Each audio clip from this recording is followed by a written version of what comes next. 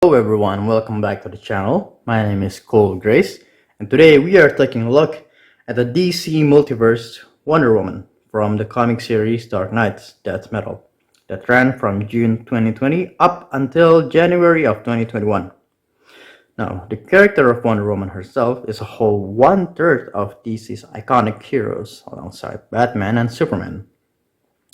And and can I just have a quick tangent here about the creator of Wonder Woman? Wonder Woman came out in 1941 by a guy named William Moulton Marston. The reason he created Wonder Woman is to be like an allegory for the ideal love leader, the kind of woman that he thinks is worthy to affect the public.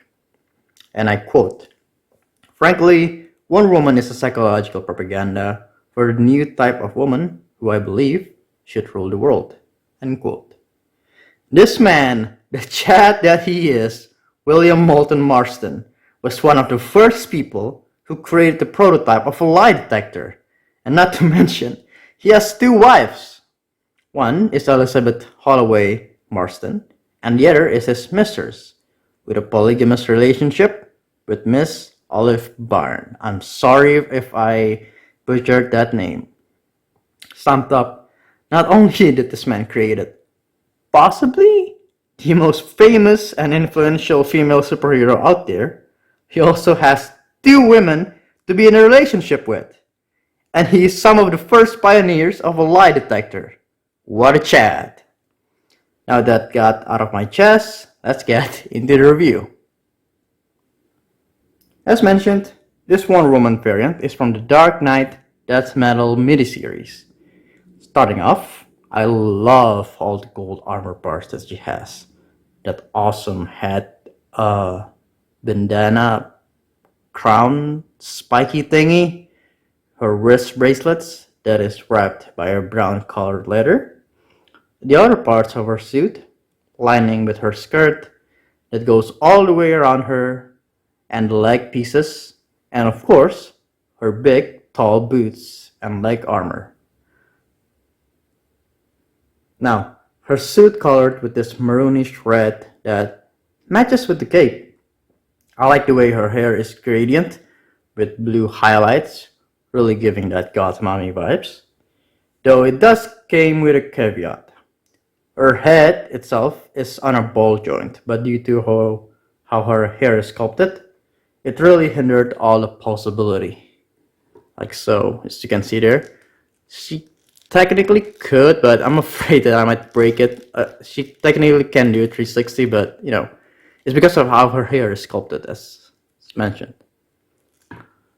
Again, but still, it's pretty nice painting on her hair. Now, moving on to her face. Speaking of which, she's so beautiful. I mean, her face is painted so precisely.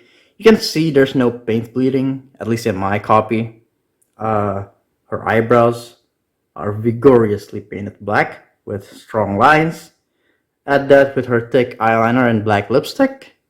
Yeah, she got me on the feels alright. I must admit, something about goths just does it for me. You can also see that her sides of her head there has like this pinkish paint to give it that nice extra depth. Moving on to her body, you can see some pin details around her suit, some black stark lines, and all of that added with gold trims for her blue skirt. This whole body is solid brick, by the way. There's no articulations or side-to-side bend whatsoever. Now, her hands, on the other hand, get it, are more articulated. Her shoulder armors are made of these skulls, as you can see there, which is appropriate for the comic vibes they were going for. It's nicely painted with some brown weathering to bring out all that detail. Her bracelets of submission is nicely spiky and again appropriate for the source comic. She can bend her arms just fine due to double joint, like so. And again, I must say that her hair kind of hinders her shoulder. So as you can see there, but it's still going fine. Her arms, this part, is again the same one with the previous McFarlane figure. It's just this simple yet effective ball slash swivel joint. Moving further down, her big strong legs sorry, also have some nice detail with more pins at the gold trim, some lines over the blue parts, and she can kick up that far. Yeah, it's pretty fine, I guess. Back that far. And with a double joint at the knee, she can has a pretty good bend, like so. A pretty good spread, but although I should probably warn you that mine, I'm afraid that it might creases the skirt, as you can see there, permanently. So try not to get her in any spreading position. I'm scared that it might bend her skirt permanently. And now her boots. And okay, you know what? Let's just start with good. Gotta say, I really like these well sculpted. Just look at those details. The lines, the gold. Her knee is, as mentioned, on a double joint. So it can bend that far. Now, the bad. It's the way her boots are designed. It really made her prone to tipping in figure form. And the ugly. The articulations here are, well, they could be better. It's just the same as the arms, the same joint as they use for arms, and as for her feet, it can just go back that far and front that far. With this little knob thing, it's just too tight. I'm afraid I'm gonna break it. It doesn't seem wanna to move at my copy. And of course, just like the arms, you can swivel her legs. There's no angle pivot or whatsoever, so yeah, it could definitely be better. Also, with this figure, you get a chainsaw. I might get this wrong. Of course, I'm getting it wrong. I haven't read the comic yet. But I think these blue parts are supposed to be her lasso of truth that she somehow converted into a chainsaw. And also, a story about this part. Again, what is it about me and figures having some paint apps? Again, it's this part. I think I put it somewhere that it's hot, and then until the black paint kind of chipped off right there. So yeah, again, with an unopened copy of this figure, you will not have that problem. Let's take a closer look at her chainsaw. You can see it's really well sculpted there. It's really detailed. Some embroidered lines on the handle.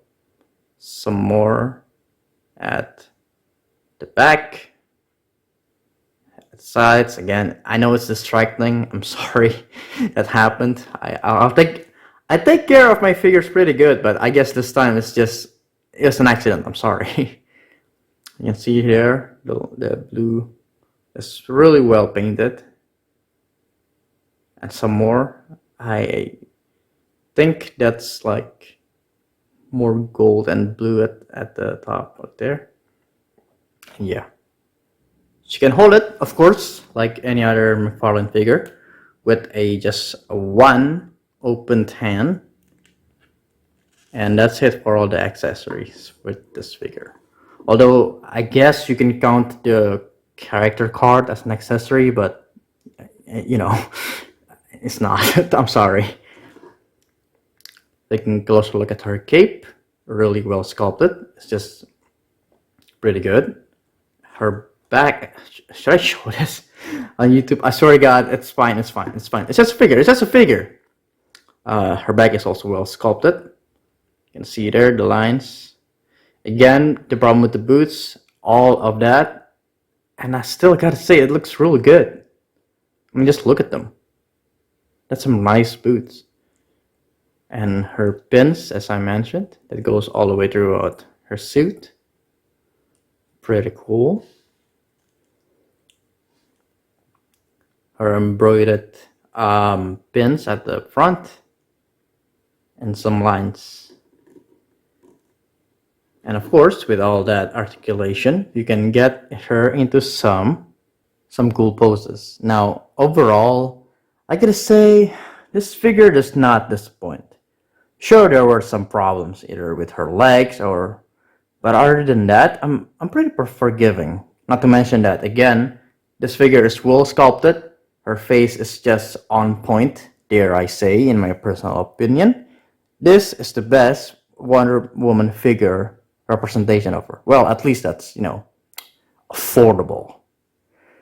But yeah, so I'm gonna give this figure a 4 out of 5 monster can. And yes, that's how I'm gonna rate things. Thank you guys for watching all the way to the end. Let me know what you think about the Dark Knights comic. Did you like it, or is it a bit edgy for you? Remember to give this video a like, subscribe to me, and hit the notification bells on. I know I'm new to the Toys Reviews channel scene, so you guys will really help me out by subscribing. Thank you. See you again.